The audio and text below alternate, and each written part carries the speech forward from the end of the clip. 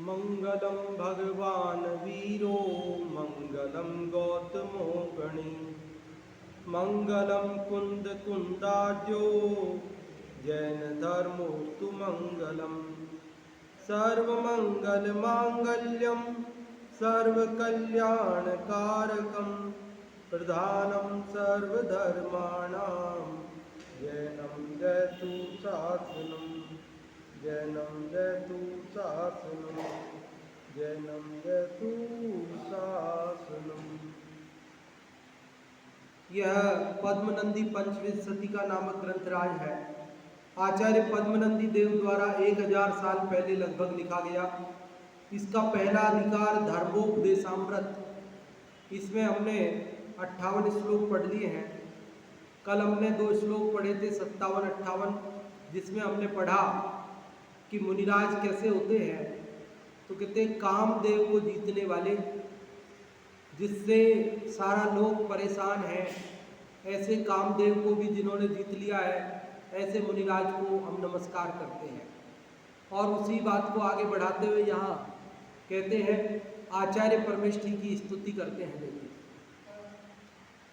ये स्वाचारमपार सौख्य सुतरो बीजम परम पंचधा। ये विसर्ग नहीं है, ध्यान रहे, विसर्ग नहीं है, ये पंचधाप है। ये इसको बोलते हैं अर्ध विराम। एक होता अल्प विराम, एक होता पूर्ण विराम, और ये अर्ध विराम। अल्प विराम मतलब थोड़ा सा रुकना है, अर्ध विराम मतलब उससे ज़्यादा रुकना है, और पूर्ण विराम मतलब ज़्यादा रुकना है, पूरी तरह रुकना है। तो विसर्ग में तो केवल 2 बिंदु होते हैं, है ना, या एक बिंदु और एक अल्प विराम है ना, तो ये दोनों मिला के ये अर्ध विराम कहलाता है। ये स्वाचारम अपार सौख्य सुतरो बीजम परम पंचधा सद्बोधा स्वयमाचरन्ति च परा नाचारयन्त्येव च ग्रंथ ग्रंथि विमुक्त मुक्ति पदवीं प्राप्तास्य यैः प्रापिता ते रत्नत्रयधारिणा शिव सुखं कुर्वन्तु नः सूरयः परम सौख्य तरुबीज भूत जो पंचाचार स्वयं पाले शिष्यों से आचरण कराए अरु सम्यक श्रुत को धारे ग्रंथ ग्रंथि से रहित मुक्ति पद प्राप्त करे अरु करवाए रत्नत्रय धारी आचार्य हमें भी मुक्ति प्रदान करे। आचार्य परमेष्ठी भगवंत को यहाँ स्मरण किया जा रहा है। क्या क्या क्या कह रहे हैं आचार्य परमेष्ठी के बारे में कि ये स्वाचारम, ये मतलब जो स्व आचार मतलब अपना आचरण कैसा, अपार सौख्य सुतरो बीजम, अपार सुख रूपी वृक्ष का बीज।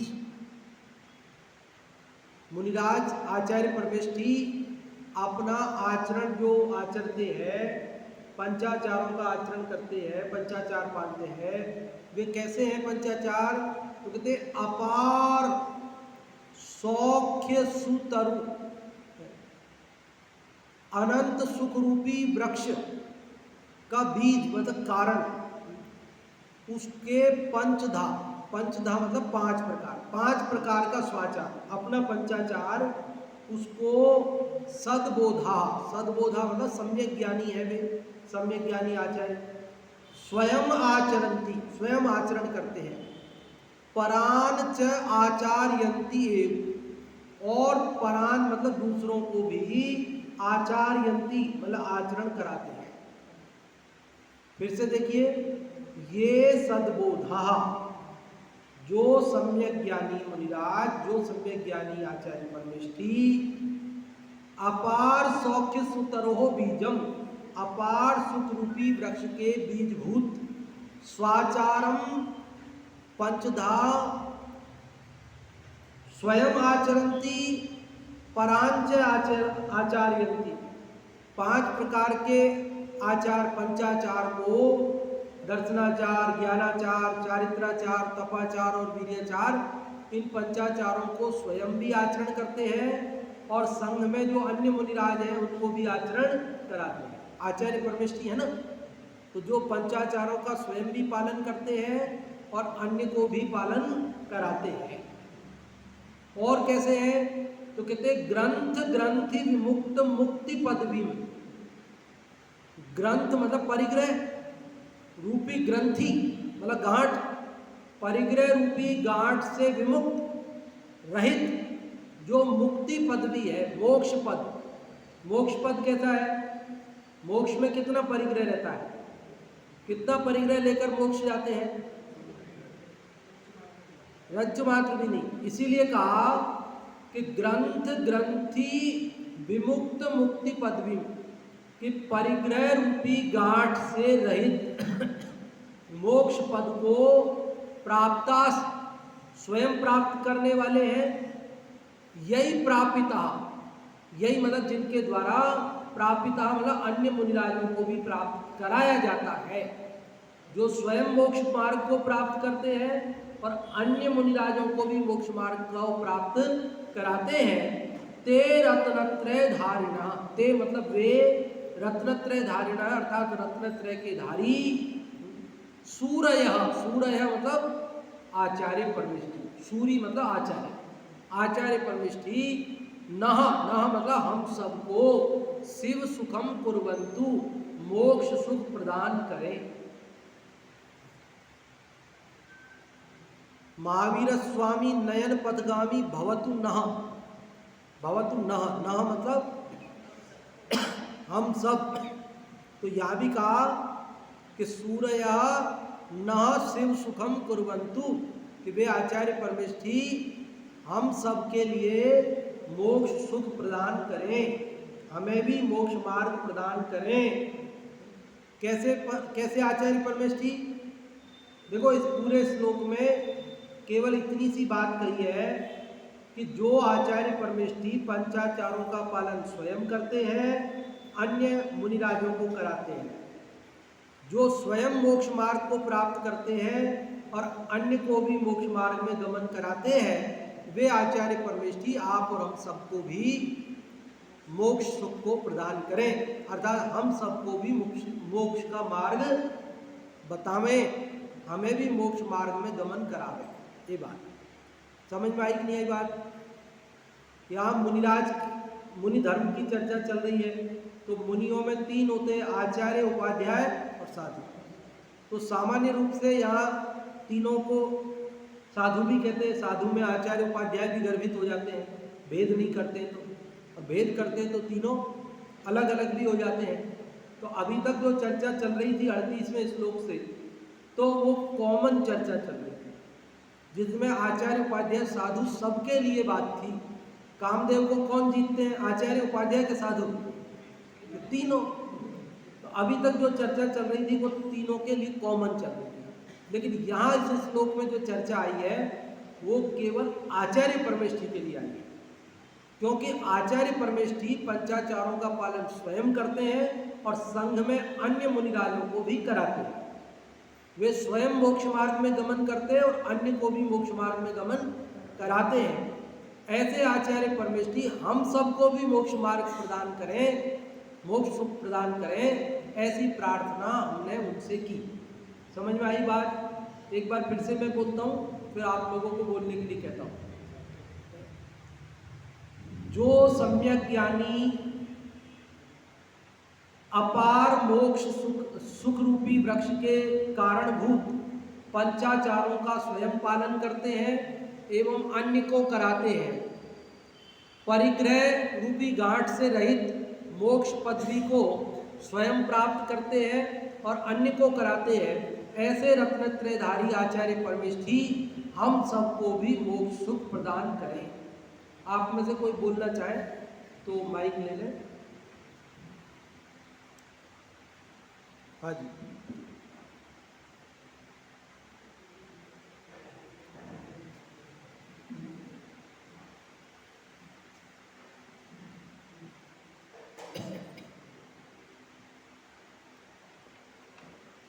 ये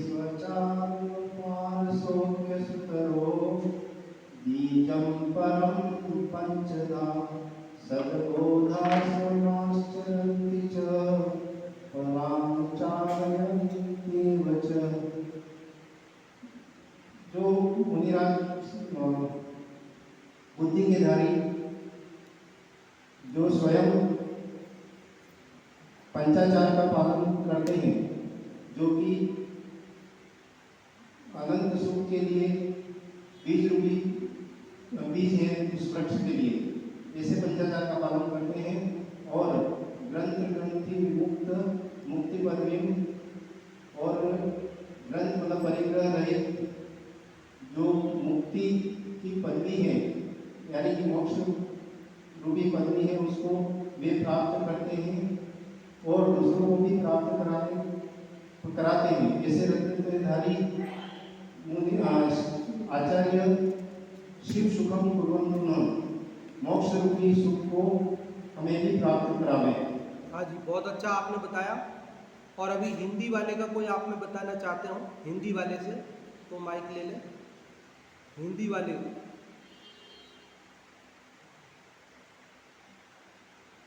सरल ही तो है, संस्कृत वाले का बता दिया तो हिंदी वाले में क्या है।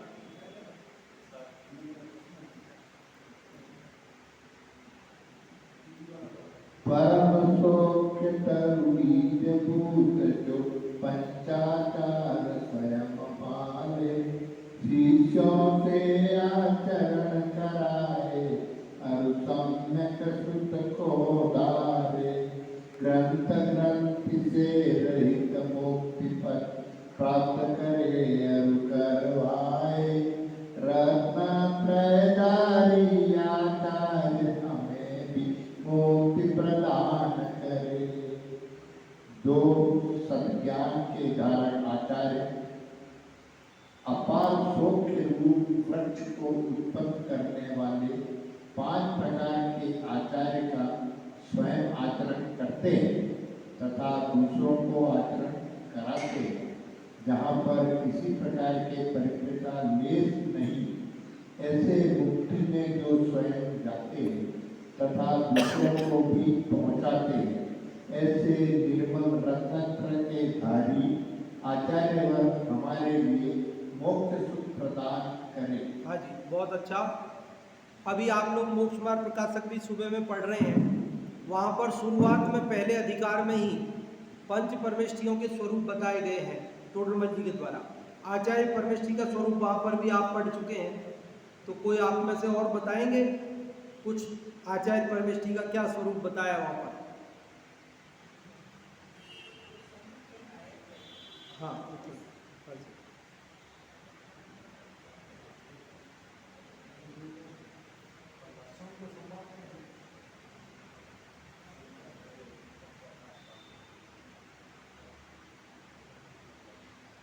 जो संघ के नायक हैं और शिक्षा दीक्षा देते हैं, अन्य लोगों को प्रयास इत्यादि विधि भी करवाने को करवाते हैं, और जो धर्म के लोभी हैं उनको धर्म का उपदेश भी देते हैं और पंचाचार का पालन करते हैं, ऐसे आचार्य मुनिराज हैं।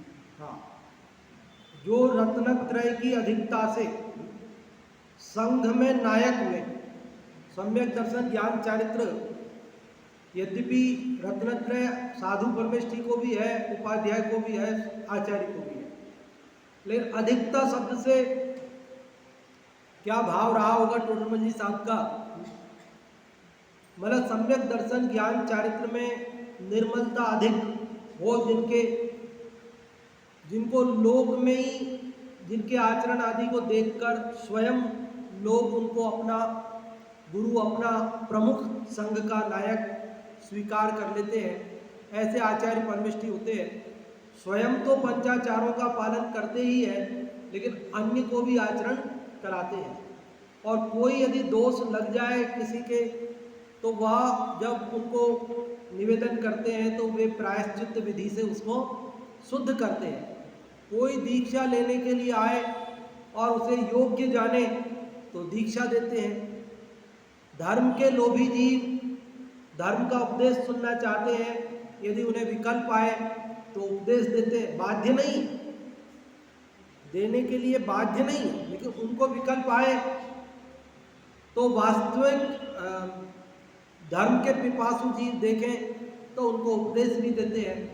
इस प्रकार का जो आचरण करते हैं कराते हैं वे आचार्य परमेष्ठी हैं और उनको हम नमस्कार करते हैं और उनसे प्रार्थना करते हैं कि हमें भी मोक्ष सुख का मार्ग बताओ।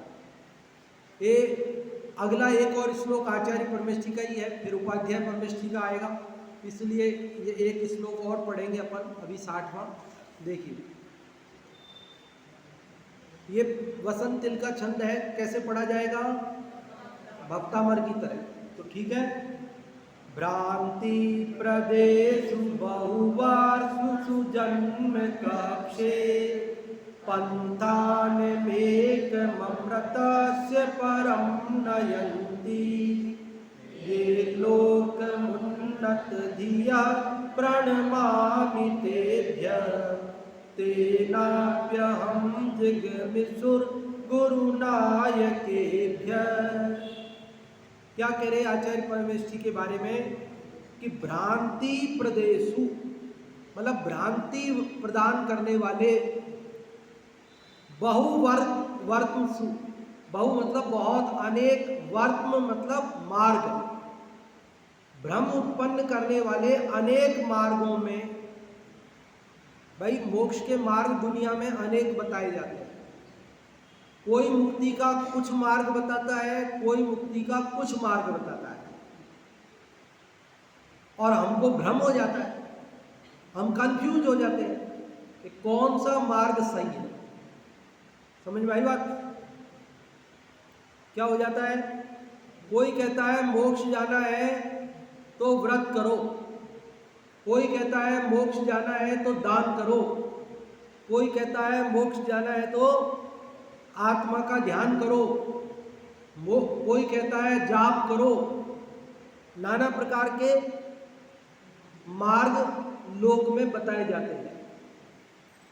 कोई कहते हैं शरीर को सुखा लो, कोई कहते हैं नाना प्रकार से मोक्ष के मार्ग बताए जाते हैं और उसके कारण हमको क्या हो जाता है? क्या हो जाता है? भ्रम हो जाता है।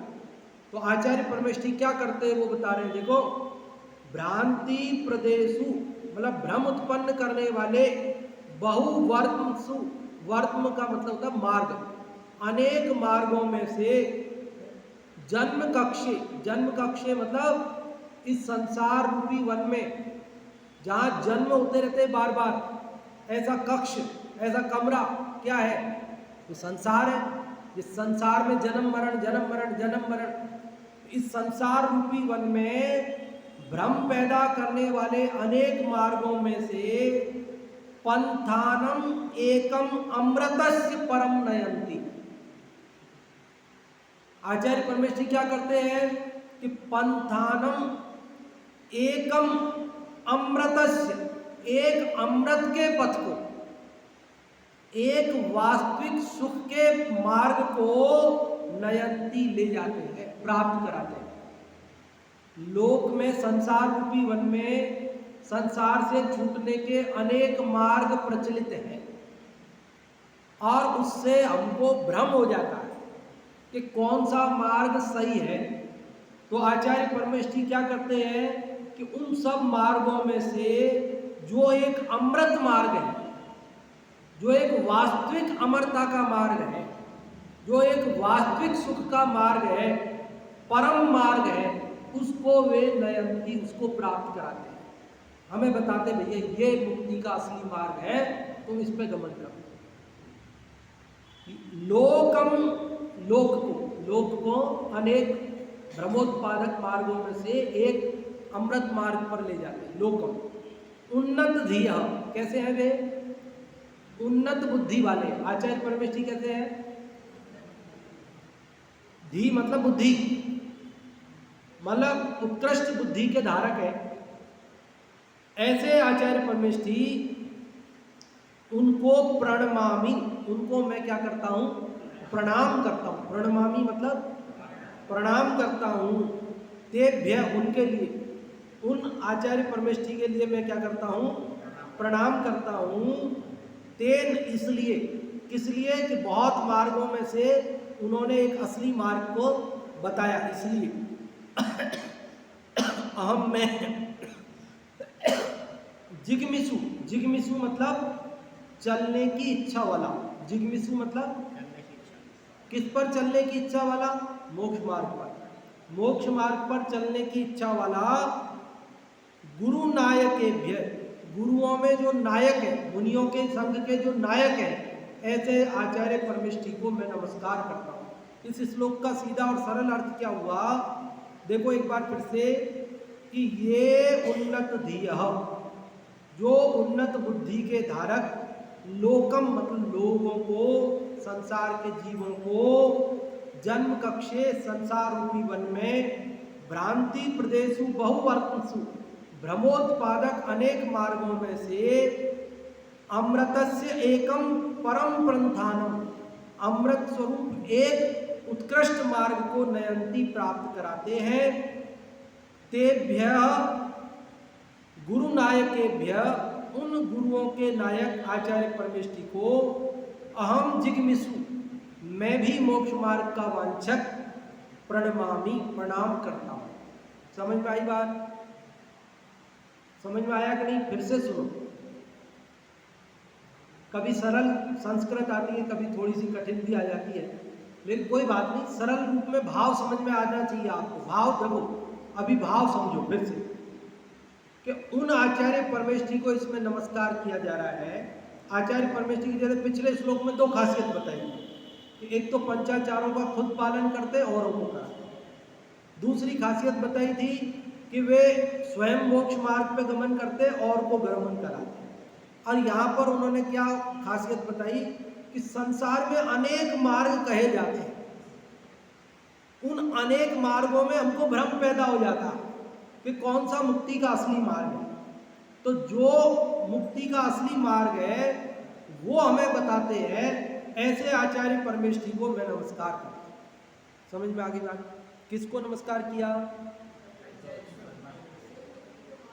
जो अनेक प्रचलित मार्गों में से असली मार्ग को हमें दिखाते हैं, ऐसे आचार्य परमेष्ठी को हम नमस्कार करते हैं। समझ में आई कि नहीं आई बात है? अरे भाई, कई लोग अपने घर बनाने के लिए मार्बल लेने जाते हैं राजसमंद में, वहाँ अनेक तरह के मार्बल के ढेर लगे रहते हैं और कुछ समझ में नहीं आता कौन सा अच्छा है। कोई के भाव ज़्यादा है, कोई के भाव कम है। कम वाला भी देखने में सही लग रहा है, ज़्यादा वाला भी कुछ खास नज़र नहीं आ रहा है। ऐसे देखने से कुछ पता ही नहीं पड़ रहा है। तब जाकर के क्या करेंगे आप? क्या करते हो फिर आप? कोई मार्बल के जानकार आदमी हो, जो उसके स्पेशलिस्ट हो, उनको आप निवेदन करते हो, भैया हम तो कंफ्यूज हो गए, ये सब एक जैसे ही दिख रहे हैं हमको तो, और जो महंगा बोल रहे हैं उसमें कोई खासियत नज़र नहीं आ रही है, जो सस्ता बोल रहे हैं वो भी हमको तो अच्छा लग रहा है। अब आप बताओ हम कौन सा लेके जाएं, सही कौन सा है? तब वो हमें बताते हैं। देखो ऐसे पता नहीं चलेगा, पानी डालो इसके ऊपर, और ये पानी डालने के बाद आपको पता चलेगा कि ये इसके अंदर ये क्रैक है। ये अभी नहीं दिखेंगे आपको, जब आप घर में फिक्स हो जाए, लगा हुआ दोगे और घिसाई होगी, उसके बाद ये क्रैक नजर आएगा। तो ये नहीं ले जाना है आप। और ये जो दूसरा वाला है, ये देखो पानी डालने के बाद इसमें कहीं क्रैक नजर नहीं आ रहा। अब जो भी खासियत होती है जैसे भी बताते हो, मेरे को पता नहीं, मैं तो ऐसे ही अंदाजे से बता रहा हूँ। ठीक है, ऐसे ही बताते हैं और कैसे बताते हैं? पानी डाल के बताते हैं। हाँ, थोड़ा सा मैंने सुना था कि ऐसे बताते हैं, इसलिए वो बता दिया मैंने आपको। और भी उनको पता होता होगा जैसे बताते हैं।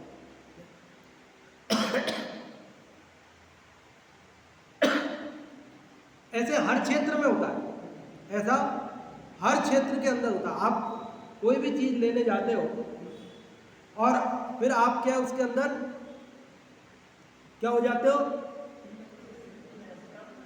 कई तरह के माल बाजार में मौजूद है, तब जाकर के कोई उसका स्पेशलिस्ट होता है, उसकी मदद लेते हो आप। और फिर वो बताता है कि भाई ये चीज़ सही है, ये चीज़ सही।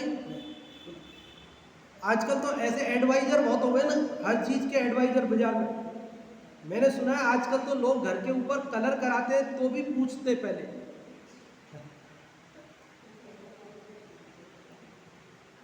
कौन होते हैं उनको बोलते हैं आजकल इंटीरियर डिजाइनर, तो होता ही है ना।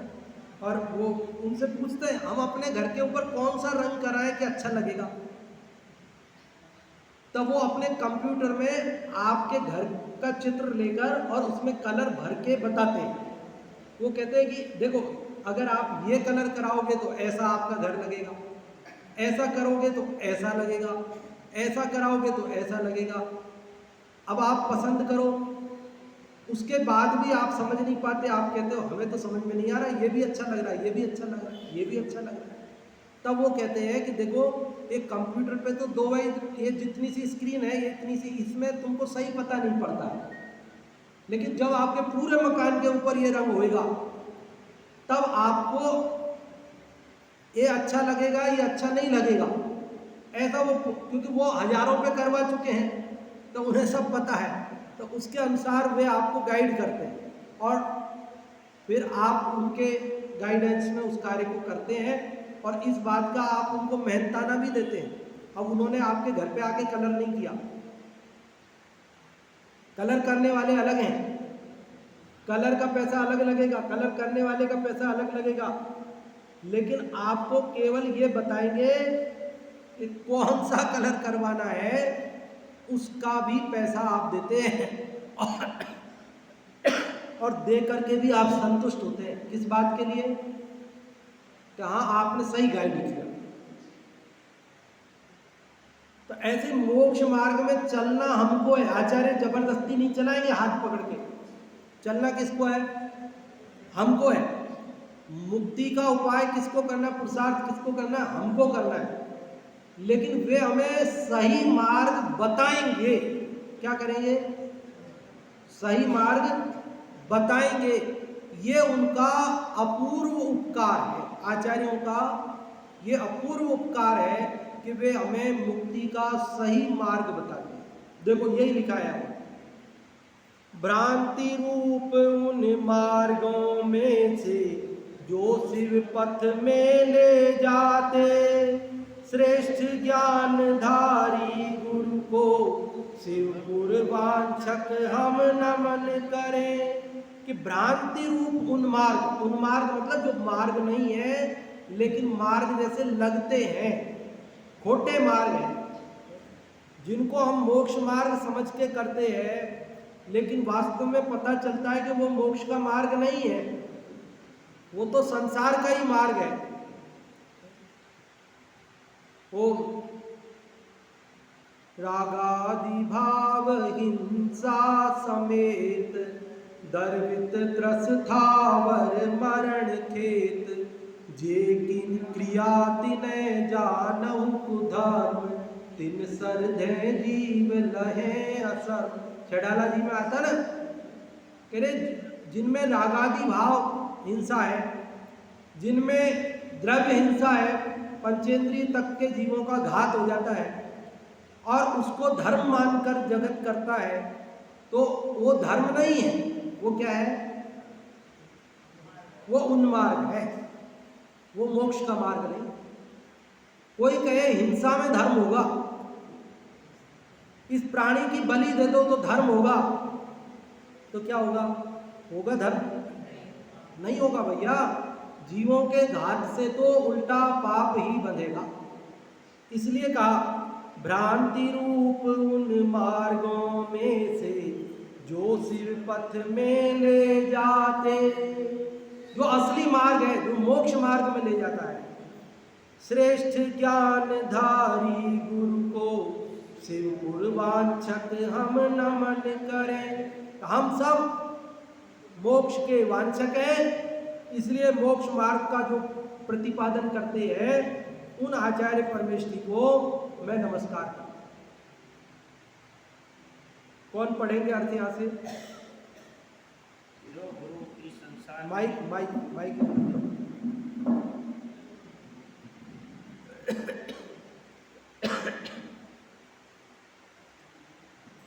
हाँ जी, कन्हैयालाल जी साथ पढ़ें। जो लोग इस संसार में भ्रम उत्पन्न करने वाले अनेक मार्गों में से लोगों को सुख देने वाले एक मोक्ष मार्ग में ले जाते हैं तथा स्वयं उच्च ज्ञान के धारक हैं, ऐसे उन श्रेष्ठ गुरु को उन मार्ग में जाने की इच्छा करने वाले मैं मस्तक झुकाकर नमस्कार करता हूँ। उसी मार्ग में जाने की इच्छा करने वाला मैं मस्तक झुकाकर नमस्कार करता हूँ। तो इस प्रकार से इसमें बताया जा रहा है कि जो गुरु इस संसार में भ्रम उत्पन्न करने वाले अनेक मार्गों में से लोक को सुख देने वाले एक मोक्ष मार्ग में ले जाते हैं तथा स्वयं उच्च ज्ञान के धारक हैं, ऐसे उन श्रेष्ठ गुरुओं को उसी मार्ग में जाने की इच्छा करने वाला मैं मस्तक झुकाकर नमस्कार करता हूँ। ये गुरु का महत्व है। गुरु का क्या महत्व है कि वो हमें सही मार्ग पर ले जाते हैं। गुरु का क्या रोल है जीवन में कि जो अनेक प्रचलित मार्ग हैं उनमें से सही मार्ग को वे हमें बताते हैं कि ये सही मार्ग है। ये गुरु का रोल होता है। कुमार्ग से बचाकर सुमार्ग पर ले जाते हैं और इसलिए उनका अनुकरण किया जाता है। वो आता है ना, तर्को प्रतिष्ठा श्रुतयोर विभिन्न नैकोर मुनीयस्य वच प्रमाणम महाजनो येन गता सपंथ। क्या कहा उसमें कि तर्को अप्रतिष्ठा, तर्क तो अप्रतिष्ठित है। तर्क से जो बात सिद्ध की जाती है कुतर्क करके लोग उल्टी बात भी सिद्ध कर देते हैं।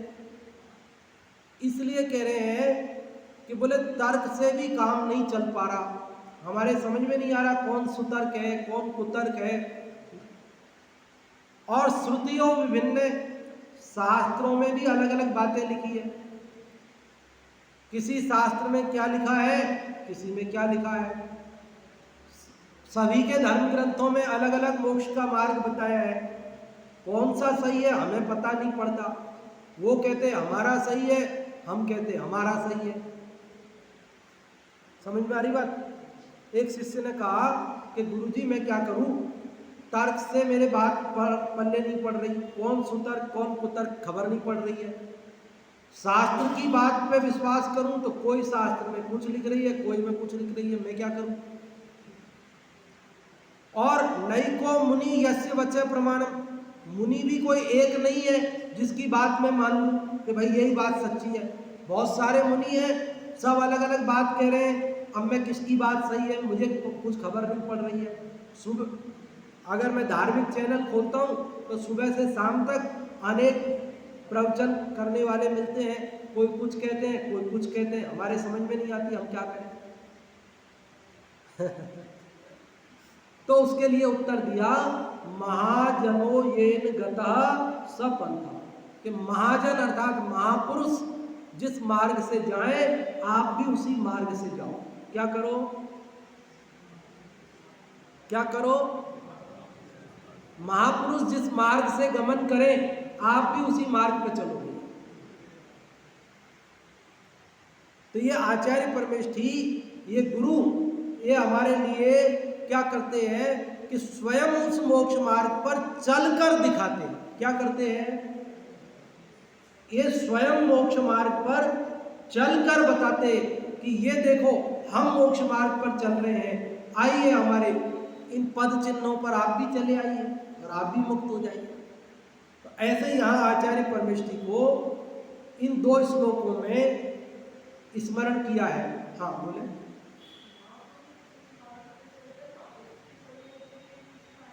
हाँ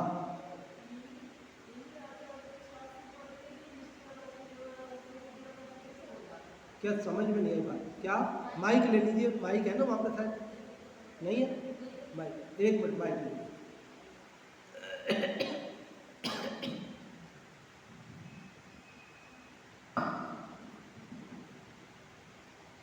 आचार्य परमेष्ठी भ्रांति रहित मार्ग बताते हैं। नहीं, भ्रांति जनक अनेक मार्गों में से एक जो अमृत का मार्ग है हाँ, वो बता रहे हैं। वो बता रहे हैं। हाँ, तो उन्हीं आचार्यों के ग्रंथ पढ़ते हुए भी जीव मतलब जैन निश्चयवासी, व्यवहारवासी और उभयवासी कैसे हो जाता है? हाँ, कैसे हो जाता है कि यहाँ स्यादवाद रूप कथन है और वह स्यादवाद रूप कथन को एकांत रूप स्वीकार कर लेता है तो वह व्यवहाराभासी, निश्चयाभासी, उभयाभासी हो जाता है। लेकिन जब वो स्यादवाद रूप स्वीकार करता है तो वह वस्तु स्वरूप को सही सही समझ जाता है। ये बात अगले श्लोक में आने वाली है, 61वें में ही आने वाली है, उपाध्याय परमेष्ठी के संदर्भ में आने वाली है, इसलिए उसकी चर्चा और विशेष रूप से अपन कल करेंगे। 61वें श्लोक में ये बात आने वाली है जो आपका प्रश्न है कि स्यादवाद के द्वारा ही वस्तु का सही स्वरूप समझा जा सकता है। कथन में एक समय में एक बात आती है और वक्ता की भी असावधानी कहना चाहिए कि वह दूसरे पक्ष को अगर खोलता नहीं है तो जो साधारण श्रोता हैं वे दूसरे पक्ष को समझ नहीं पाते और इसलिए एकांत ग्रहण होने का अवसर बन जाता है। इसलिए वक्ता की भी ये जिम्मेदारी निर्धारित की गई है कि वह दोनों अपेक्षाओं को श्रोताओं के समक्ष रखे और वह वस्तु के यथार्थ स्वरूप को बताए।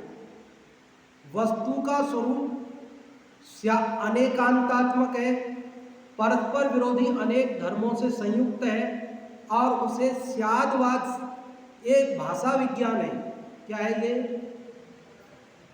अरे भाषा विज्ञान है। जरा जरा सी मात्रा में अंतर पड़ता है। कई लोग कहते हैं हमने छोटी ई की मात्रा लगा दी या बड़ी की लगा दी, क्या फर्क पड़ता है? पंडित जी आप भी छोटी छोटी सी बातों में ज्यादा ही वो करते हो। पिटना और पीटना कोई अंतर है कि नहीं है? एक है पिटना और एक है पीटना, कोई अंतर है कि नहीं है? क्या अंतर है? मारना और मार खाना। नहीं तो लिखने में क्या अंतर है?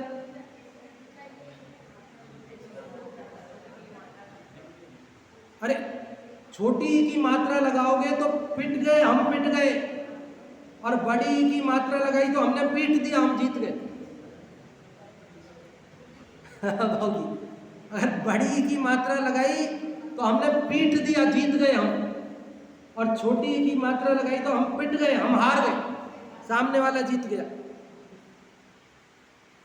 अब लोग लिखना चाहते हैं कि हमने पीट दिया और लिख देते हम पिट गए, और फिर हम कहते हैं कि ये ई तुमने गलत लगाई है, इसको बड़ी करो, तो कहते हैं आप मीन में बहुत निकालते हो।